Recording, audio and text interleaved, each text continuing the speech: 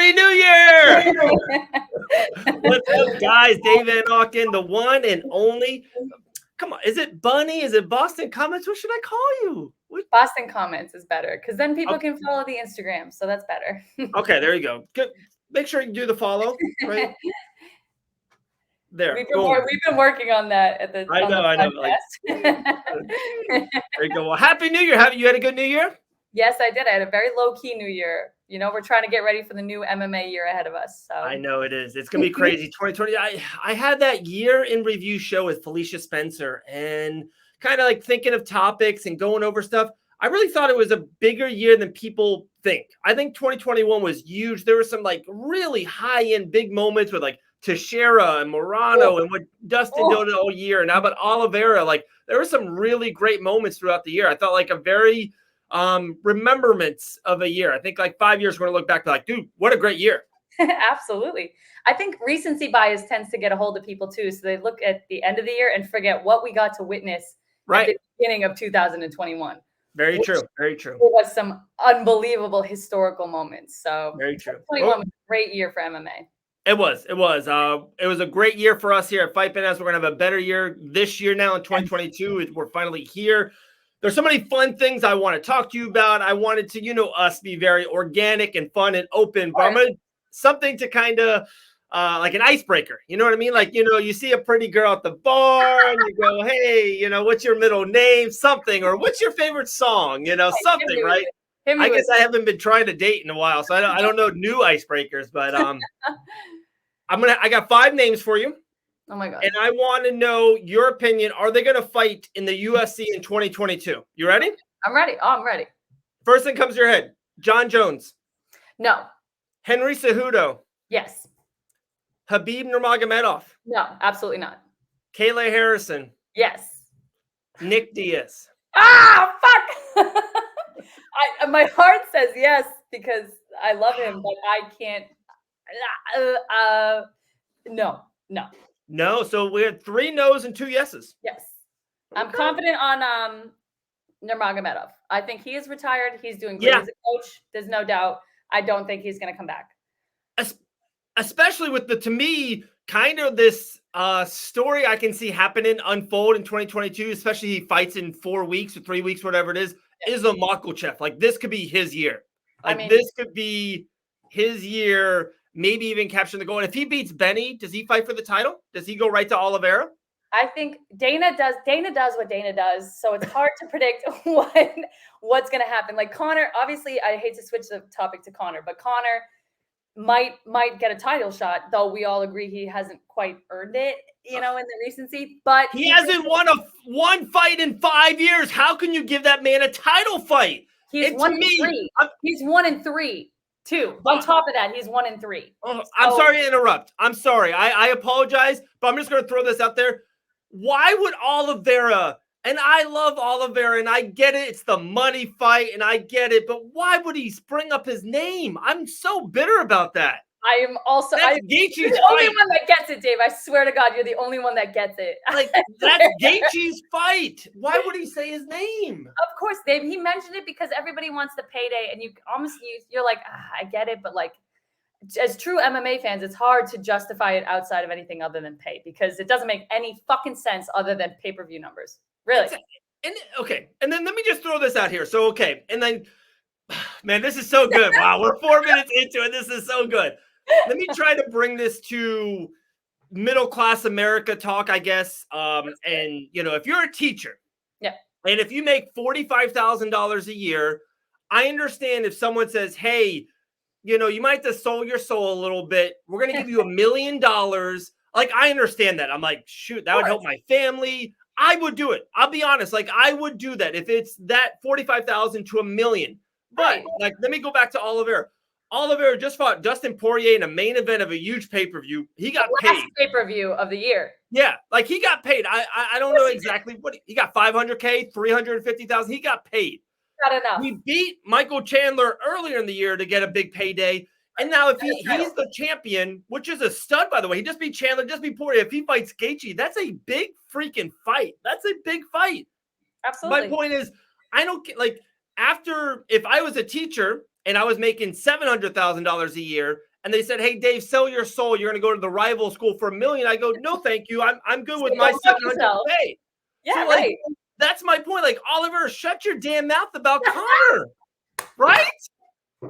Yeah, I swear, Dave Van Auken is the only one who fucking gets it. I swear. Thank you. Like, Because, I'm not I mean, I trying. see a Like, lot- that's real talk. It is real talk, and he has all like. If you're gonna tarnish your reputation, what if he loses to Conor? Zero chance, though. Zero. You saw? Did you see that post? Zero. Yes. Zero chance. But Literal zero chance. you can go down that rabbit hole. Go down it. But let's just for the topic of discussion. Yeah. Let's say he does lose. Now you've given only the Conor fans everything they've ever wanted. You've taken a huge hit on your purse, still a great payday, but nonetheless, and you've like completely tarnished your reputation because you beat all these studs, and then you lose to Conor McGregor, who's like got a broken foot, lost to Dustin twice. And it's like such a clear sellout move. And I can't picture Oliveira actually taking that fight. Yeah. He knows that Justin is the only opponent next to fight. And if he takes it, I'll lose a lot of respect for him. I will. I would too. What I'm hoping for, and then this makes sense. For one, I get once in a while you try to keep your name out there in the light and the headline. So I get that. And two is I understand if he goes, "Hey, Dana White was going to offer me versus Gaethje in May in Rio, Brazil, and he was going to offer me 350 again." Now he could say, "Hey, I got the Conor fight in July, Dana. I don't want that fight. How about we offer you 500,000 to fight Gaethje in Rio, Brazil?" Oh, okay, I'll take that. Like, I understand there's business. Like, I get it. I understand that's their job. There's business behind it, so I'm with it. But if Charles Oliveira fights anyone else other than Justin Gaethje in Rio, it's crazy. I would be so upset about it. I would too. And it's the only reaction is to be upset because the only fight Justin, I'm not sure. We'd have to check up on Justin because Justin knows. I love his call out on Conor too. That just like made my whole year seeing him be like, "I am the only fight that like there is no other fighter but me that is in line to fight Charles Oliveira." Yeah. There's no question, dude. Charles just beat Chandler for the title and then went on to beat Justin. And then I went on to beat Dustin, excuse me. Mm-hmm. And then fucking Justin just beat Chandler. There is no world where it would make sense for Conor to sneak back in after losing 3 times in his last 4 fights. It doesn't Justin make any beat Ferguson. And Justin beat beautiful fashion too. Huh? That was a beautiful fight too. Oh, it was Ferguson. Oh. As much as I liked, to me, it was the fight of the year, the Gaethje Chandler fight. It was. Maybe Gaethje's best performance ever, kind of like a Max Holloway to Calvin Kattar performance, was Gaethje to Ferguson. Like, he was on that night. It was probably the best performance he ever had in the UFC. It was incredible. I agree. And he beat an icon. There's so many Tony Ferguson fans out there, and that was his first. Yes. I always give credit to the first. Like, if you get married 4 times, the 4th wedding's like, who gives a fuck? Like, you get married? You know what I'm saying? First one counts. Like, the 4th time, come on. So that was his first loss, like in 8 years, whatever it was. Like, that was the first one. That's really what started it too. That's what started his little loss train there. Man, I didn't think we're going into the Conor rabbit hole in 2022.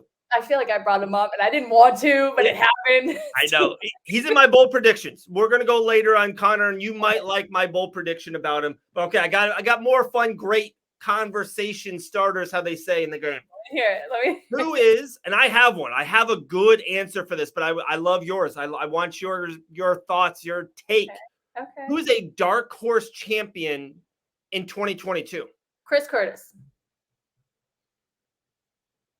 What, you weren't expecting that, were you? No, I don't know what to say. Yeah, Action man. Action man. So wait, okay. I say him because he's done so much. He's had a big comeback. Aaron is actually a big fan of Chris Curtis. Yeah. And we did our own MMA awards, and Chris Curtis was like the big comeback of the year. Yeah. And I just see him coming back in with a fucking. I see him coming back guns a blazing. But can he win a title though? I don't know. My gut reaction was immediately Chris Curtis because I just want to give him all the credit. I don't know. I don't know about a title. I talked to Curtis. Good dude. All right. You said bold prediction. Like, my bold prediction isn't Islam Makhachev because Makhachev is obviously on. Yeah. No, this one's not bold. So like, who's someone like Glover Teixeira going into, if we started this January of 2020, it said like, hey, who's going to be a dark horse champion? If you would have said Glover Teixeira, I'd be like, whoa, like, like he's never won it. And he's kind of like, we never thought he was really going to do it in a way. Like, you know what I mean? Like, and I don't know. So it could be female. Well, let me hear yours then. Let me hear yours because I threw mine out there today. Okay. No, I'm with it. I love mine so much. I think you might like it too. My dark horse champion of this year, and it's going to happen quicker than what people think. It's going to be Robert Whittaker. Oh, of course I love that prediction. Yeah, it's Bobby Knuckles is going to beat Izzy for the championship. Not you.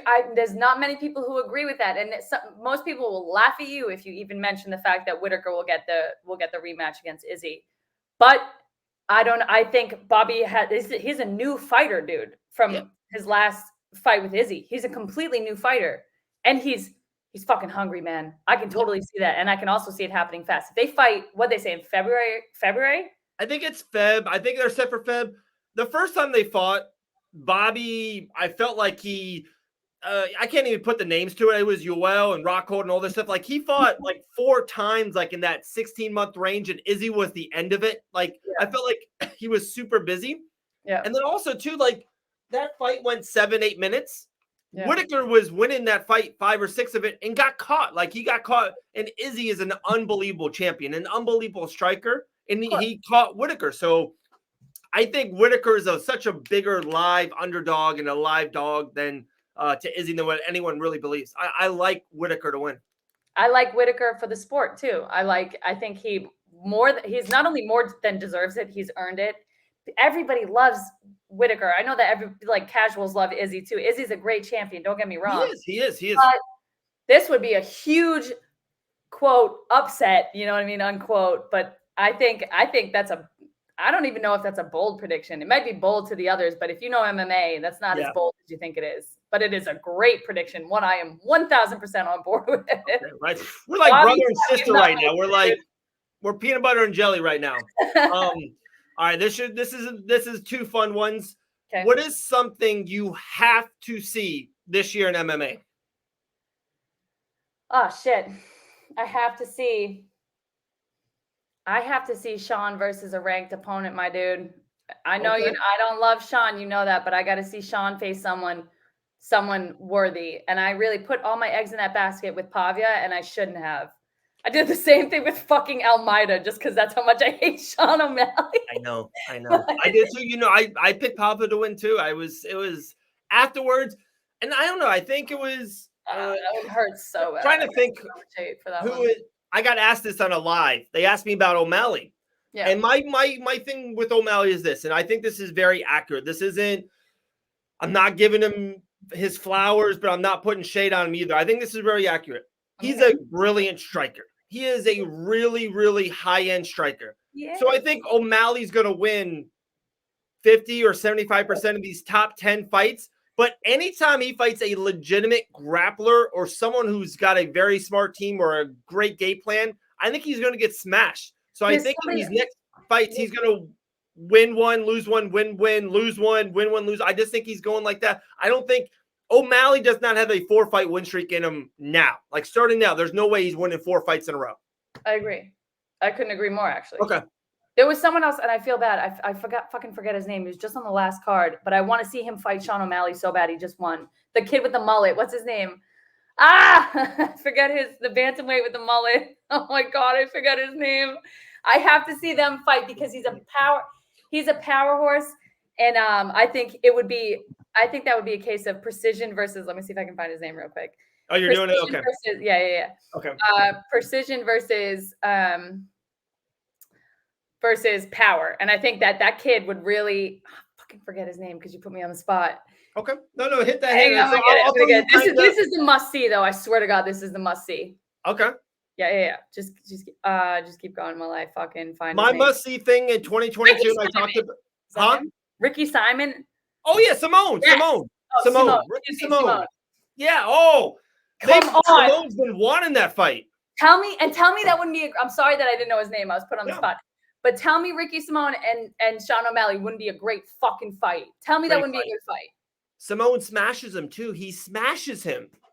I think it would not only with just power up top, I think leg kicks could be an issue. And people will argue that Cheeto fight was like a fluke. I do not agree. I think the elbows played a huge fight in that win. And I'm a big Cheeto fan anyway, so a lot of this is biased. The Weidman versus Sean. I love that fight. The Weidman to Uriah Hall, that's a freak accident. It was one kick. It was the first kick. Poirier to Dustin was not no freak accident. That was he checked, and he was dumb. Like the last minute and a half, he was winning standing up. Like that wasn't an accident. His body was like faltering. And we both wanted Dustin win, you know. So like that's not even biased. We're giving Charles the credit he absolutely 1000% deserves. Yeah. Okay, so my must thing of 2022 is they got to clean up the male bantamweight division. Like I got to see Sterling fucking come back and fight. Is it Jan? Is it Jan and then Sterling? I love Jose Aldo. I just ran into him at SeaWorld. I said hi to Jose Aldo, a living legend. I'm like, hey, Jose, I'm Dave, you know. Shut up. Did you really? Oh, yeah. The king of fucking Rio. I'm so jealous of you. And his wife talked. Like, he really doesn't talk English. He still doesn't. I mean, he's the king of Rio. So I just shook his hand. I said thank you. I appreciate everything he does for MMA, you know. Dave, you just meet the coolest people at SeaWorld, no? I'm walking around. You just. I love that. We're like magnets. That's unbelievable. I'm so jealous too. TJ Dillashaw, like that just, you know, I know Sandhagen's there and he was awesome against Jan. Didn't have enough. I get it. But like there's four. Sterling, Jan, TJ, Aldo. Like just figure it out, guys. Like, and let's fight. Like let's have multiple fights out of all four of those guys. I want them to figure that shit out. That's a really good cleanup. I think you're absolutely right about that. Remember what we talked about last year? We talked about future champ being Sandhagen, and we were rooting for him. I was like, I don't know, but then he came back and like, oh, dude, he had such a good ride, but he went up against some fierce fucking contenders, dude. Yeah, and him versus the TJ fight is such an underrated fight. Like every fight of the year, you hear like 9 fights, and Volkanovski and Ortega and Chandler and Gaethje. I like me some Mike Davis, Mason Jones. There's so many great fights. That fight never gets brought up. TJ versus Corey was awesome. So good. It was incredible. That's where the recency bias comes up. Anybody who says that, and I love the Oliveira Dustin fight was beautiful, and that submission deserves all the credit in the world. But I do not agree that it was submission of the year. I think that was complete recency bias. I'm still on the Luque train. I think that was. When do you see a Darce choke like that? When do you see against Chiesa who doesn't tap that was that. It definitely helps to tap someone on that high end caliber, and especially quick. It was like 50 seconds.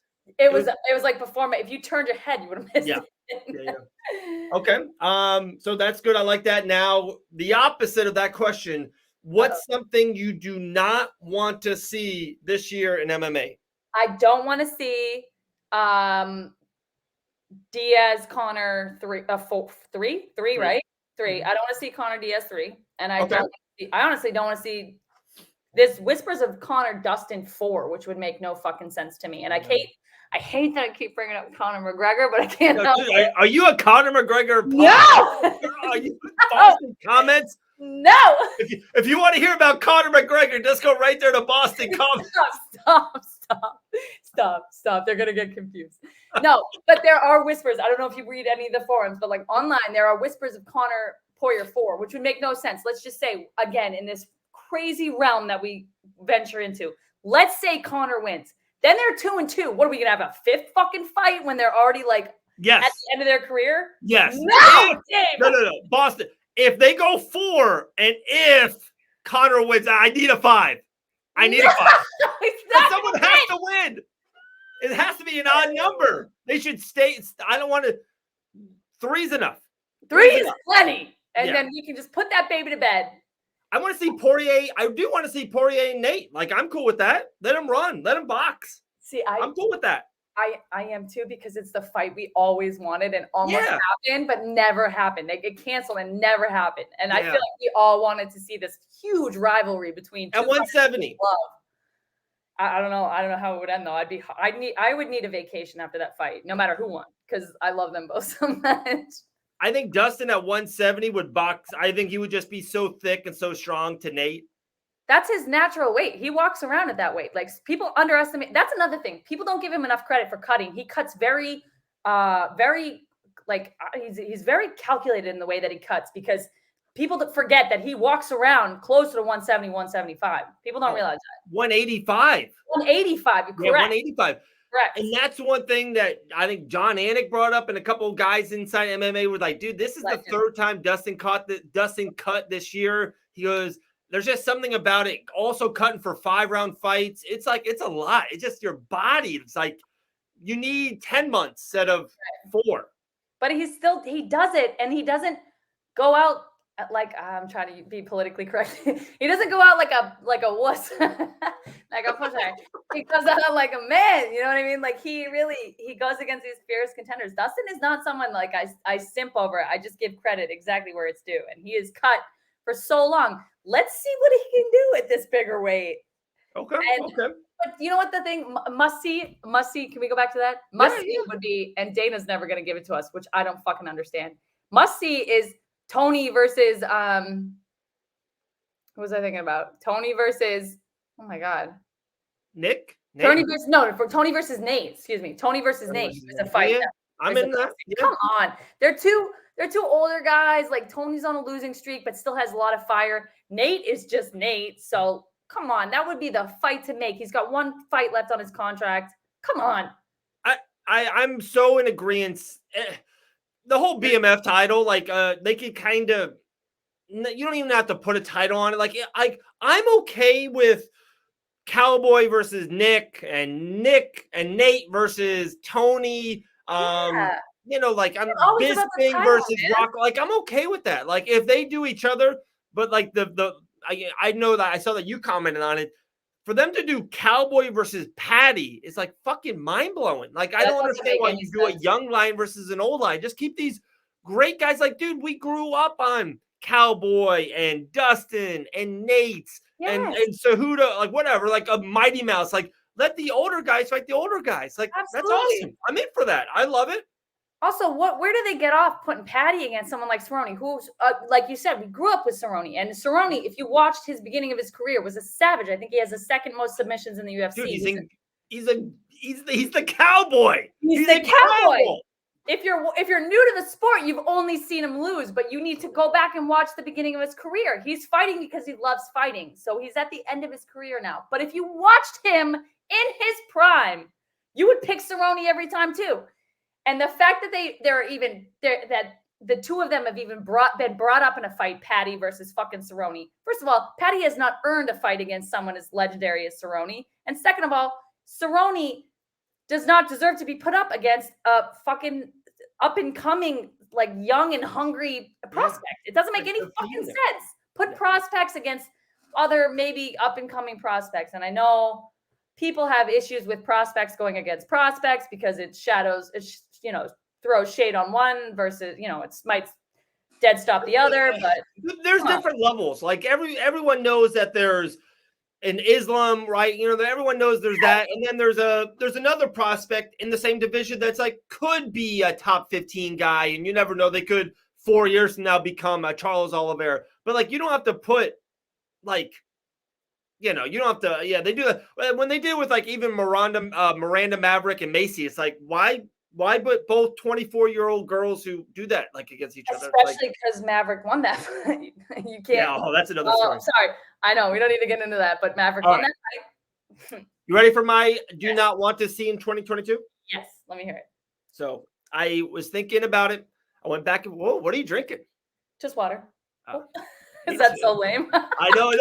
I'm like, I wish it was something cooler. It's like a Saturday night, New Year's Eve. It's the first day of the year. We're drinking water at 9:35. We don't need liquor for this energy. That's all. Oh. I love it. All right. What's your must not see? Do not want to see. I thought about this. Mm-hmm. This is what I don't want to see. And I don't want to come off as throwing shade on one fighter, but I am. This is what I don't want to see. I don't want to see the Cookie Monster Carla Esparza fight Rose Namajunas in May and her grapple and just kind of wrestle and just kind of lean on Rose. I don't want to see Carla Esparza as the champion. She's not going to be. You have nothing to worry about there. Okay. Did you see her grapple? So did you watch? No, you have nothing to worry about there, Dave. Did you see the grappling, Fury grappling 3? Watched every second. Of course you did. So if you watched, she not only like threw so many illegal moves, Carla, which I know is different than MMA, but she threw not only illegal moves, but she went out against Danny Kelly. She could have, she blew a massive opportunity against Danny Kelly in a grappling match. There's no fucking way she has a chance against Rose Namajunas. Are you kidding me? That's not going to happen. And if it does, if that fight happens, you guarantee that Rose will continue to. There's just no chance. I'm sorry. No offense, Carla, but it's not happening. That's what it would. I would be heartbroken. Like that would. Don't worry about it. Don't worry about it, Dave. It's not going to happen. All right. I know this is MMA, but it's not going to happen. It's because everything's in my phone, right? And it's what it is. So I got 5 bold predictions. And I want you to be like, okay, Dave, I'm into that. No, I'm not into that. That is going to happen. Or Dave, no way. I want you to you be blunt with me.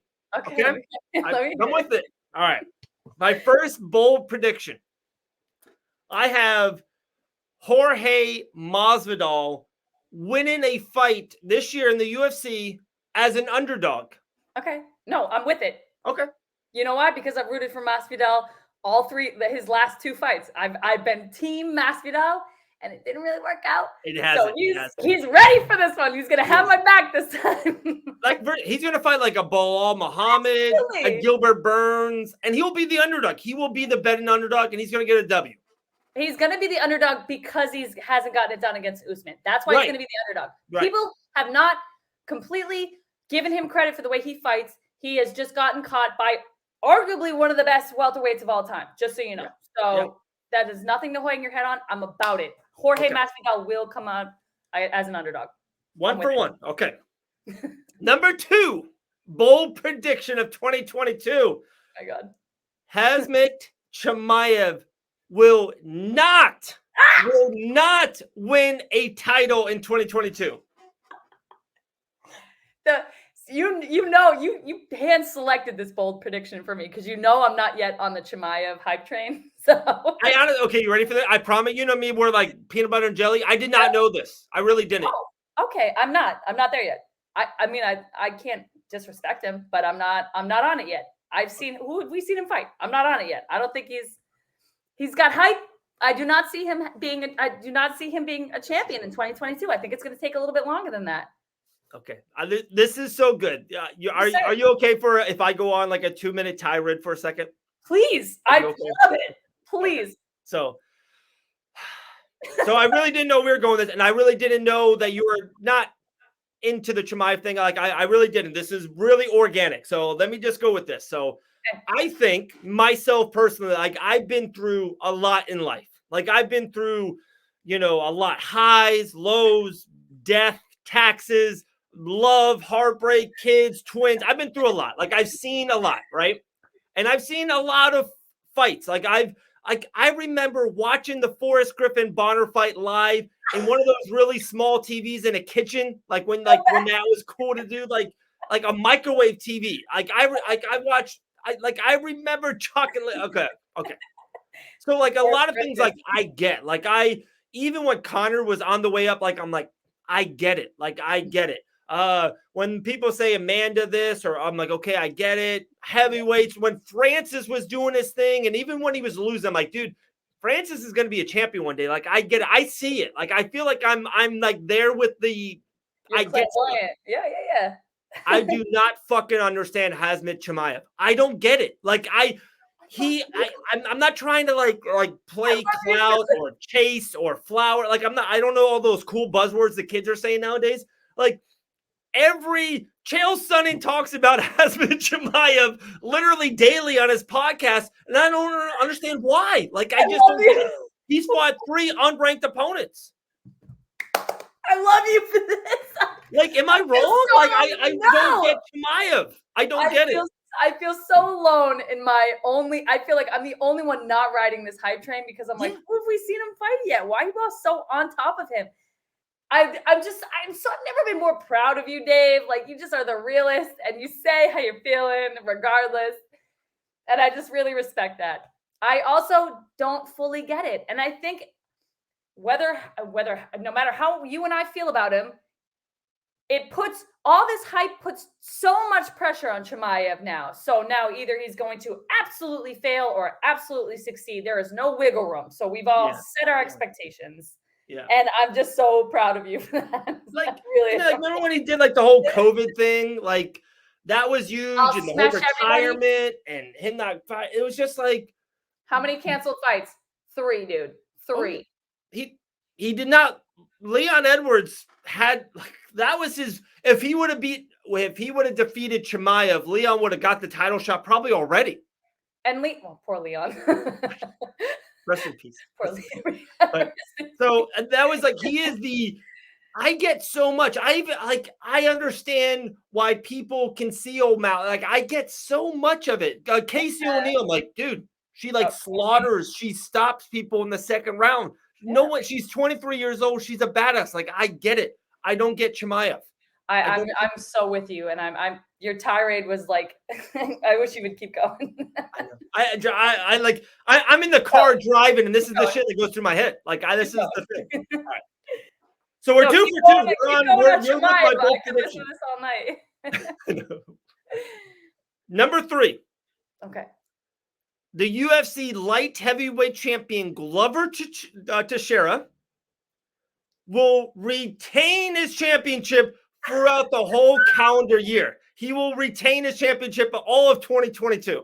Sound the alerts, dude. That is the boldest prediction you made yet. It was a bold prediction to make that say that he would get the belt to begin with. I know. I loved it. I am a Glover guy. How can you not be? But he's 40. What is he? 42? Is he 42? 42? So what I kind of see, this is where I'm going with it. He's going to fight Prohazic in the spring, right?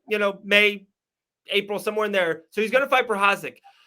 And I know everyone's gonna be on Prohazic, and I get it. Like if he beats Glover, I will jump on that. And I know how good he is, how dangerous he is.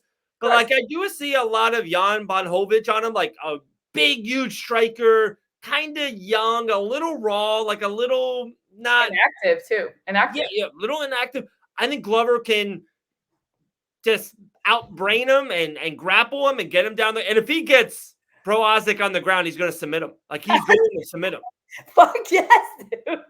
You know what? I'm going to hit yes on this prediction just because it's so bold. Because if you're right on this, you're going to look like a fucking genius, dude.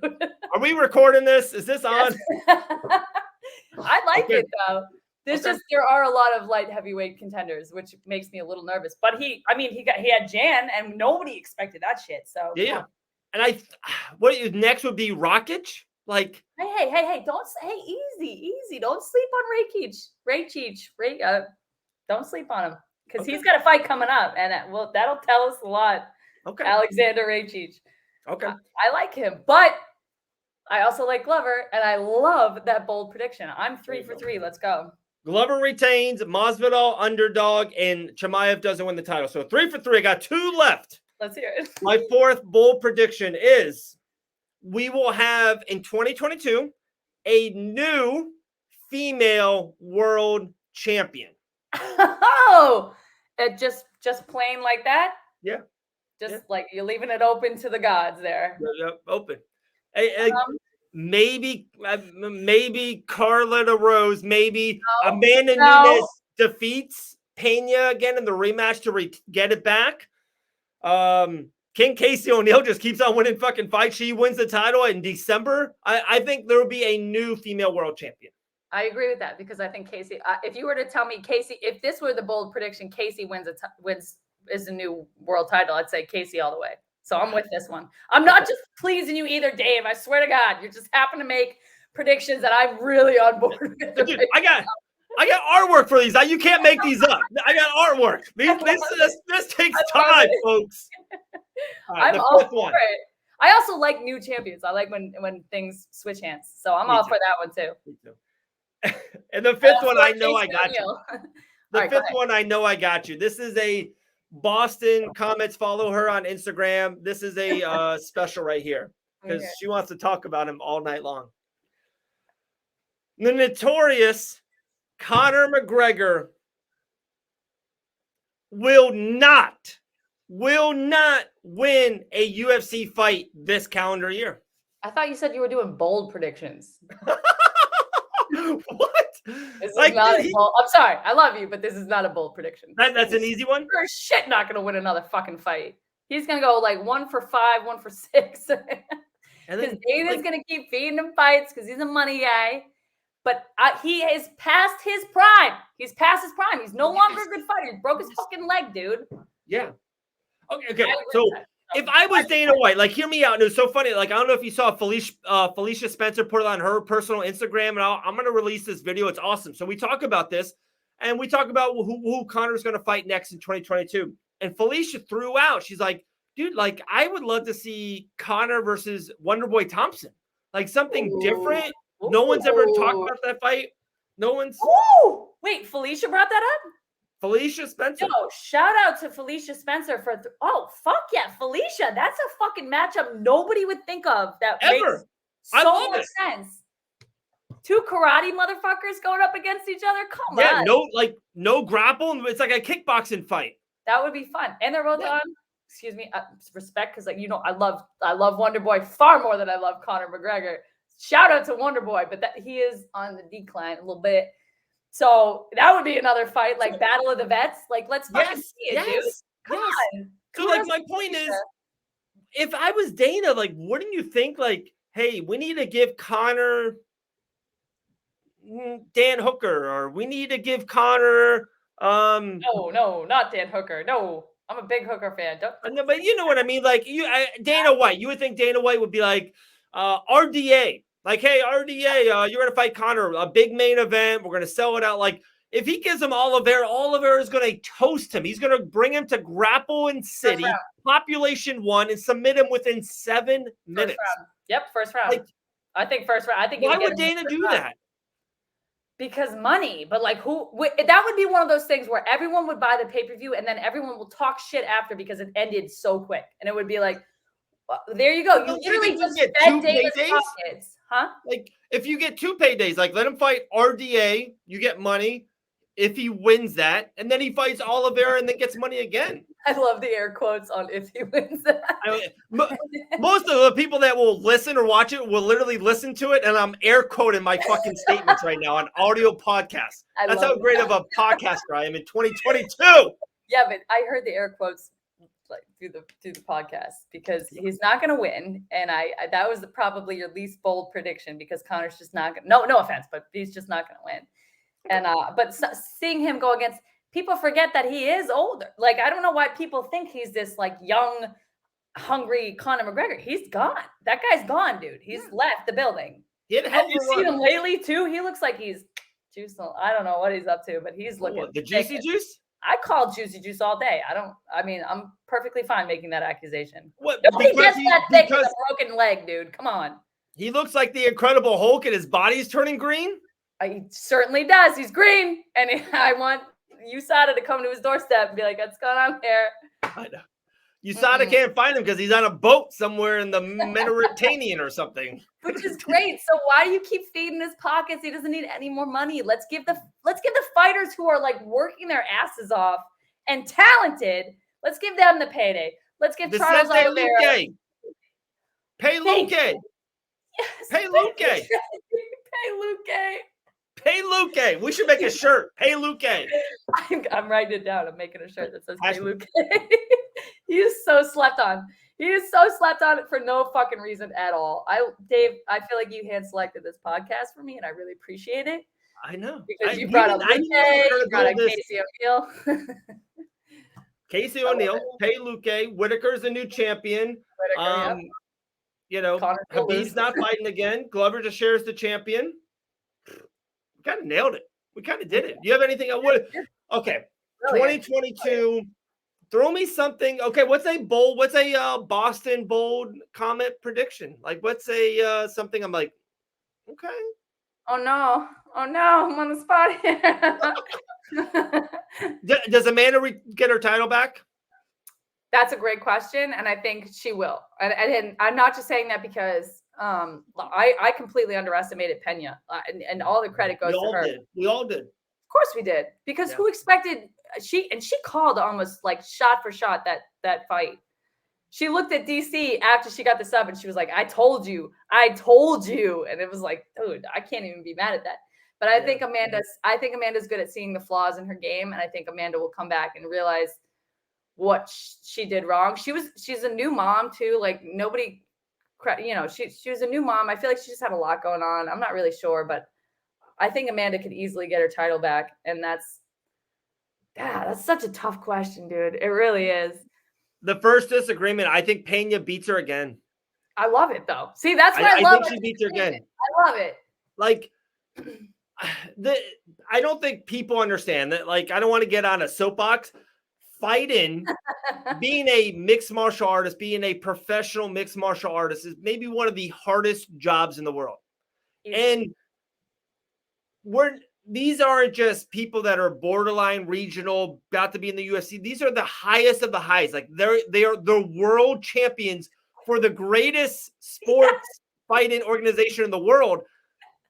There's like centimeters. So if Amanda skips leg day to be with her kid on a Tuesday, which she deserves, and she has every right in the world to be, but if she does it, she's going to get fucking beat in a fight and someone's going to win her title. Like it's so cold.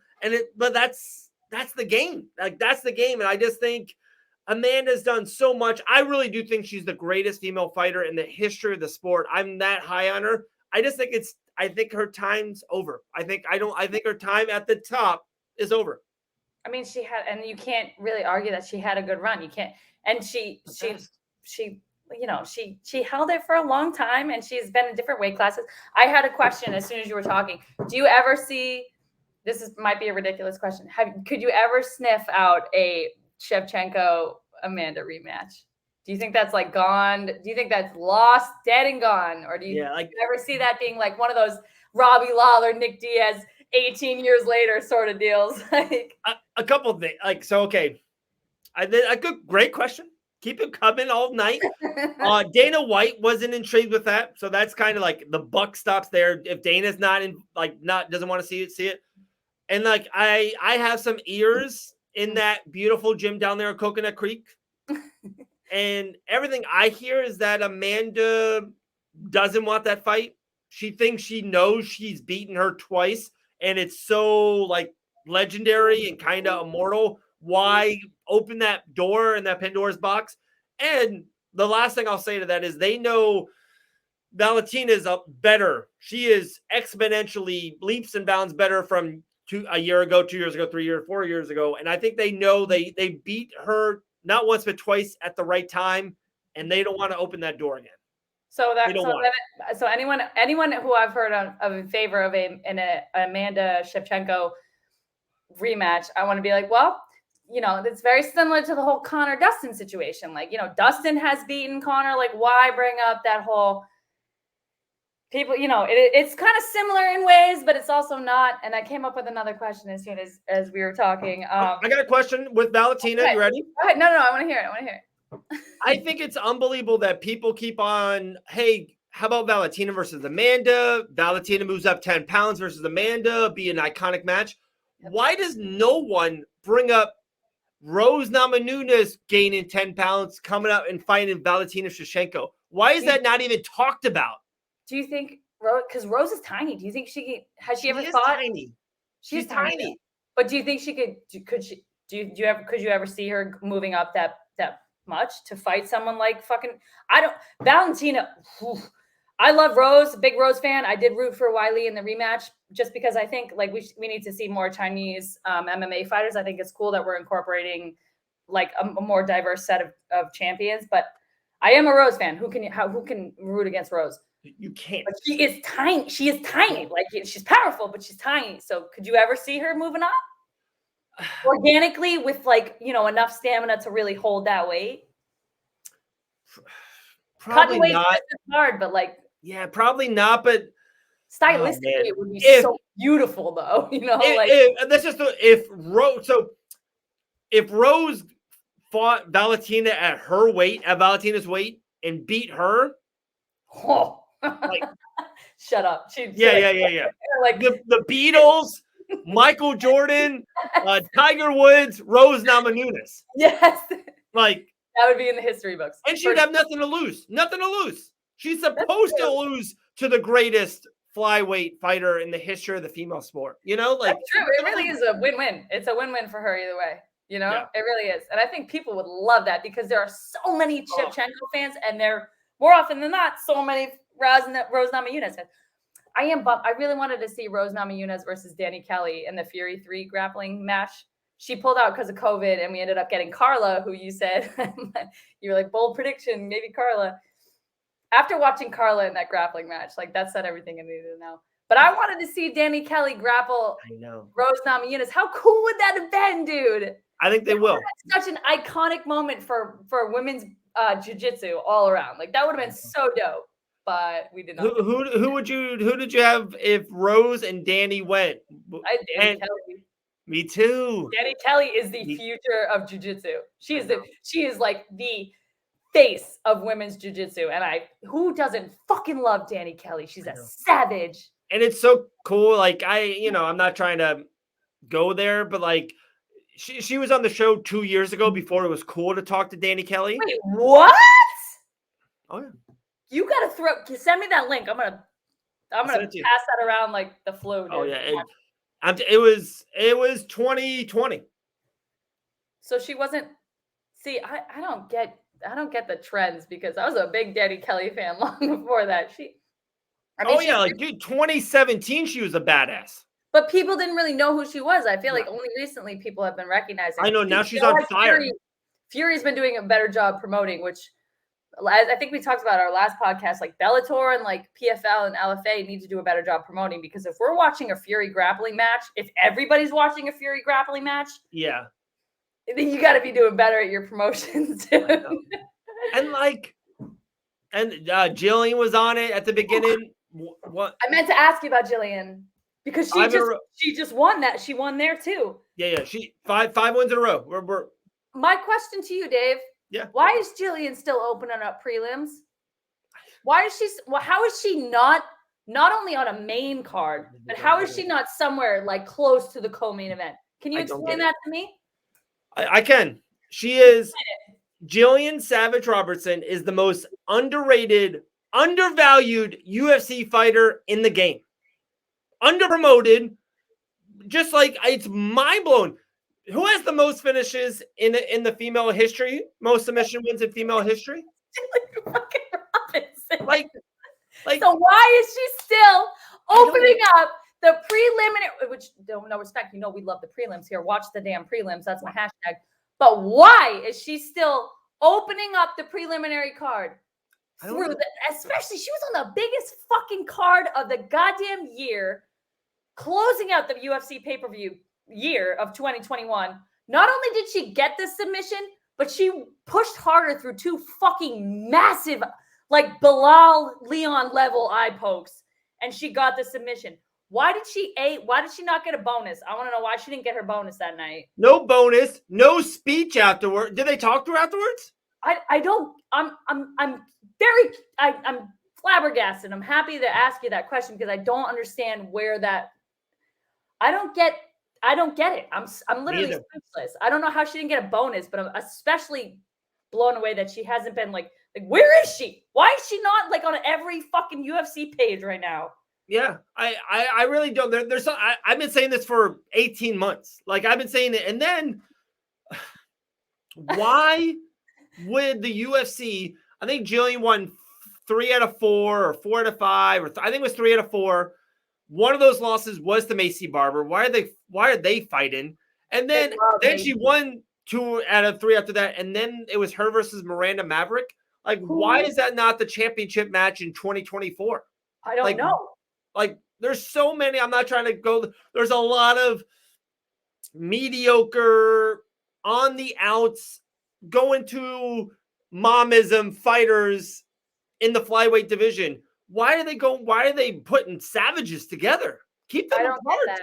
I don't get it. And she's such a marketable, like Jillian, if you're looking for marketable, who the fuck else do you go to besides Jillian Robertson? She is completely self-made. She's completely self-made. She is a fucking grappler. That girl is a savage on the ground. Yeah. She is amazing for the sport. She has proved she's amazing for the sport. And they're still like, no bonus. It's like, what are you doing? Yeah. We're running out of women fighters, to be honest. And no disrespect. I am a female, but we're really, like there are not as many female fighters as there are male fighters. And Jillian is what the sport of MMA needs. And like she's just fallen to the wayside for no fucking reason. And I don't get it. I have no idea why. And I'm so lucky to have so much time with Jillian, talk so much with Jillian, be personal time with Jillian. She's such a nice, cool person. Like I understand, because I know some fighters that I will never call them out, especially on a podcast or are dicks. Like I know fighters that are just not good people. Jillian's a sweetheart. She's awesome. Message her. She'll answer you. Anyone who's listening, message her. She'll answer you right away and she'll talk to you. She's personable. She's friendly. She doesn't feel like she's better than anybody. She's like just a very down to earth human. She checks all the boxes. Yeah. And I'm just this has been a very confusing time for me trying to figure out why Jillian is not there's something. Yeah. There's something. She's brilliant. There's something I'll say off air to you. There's something. I don't know.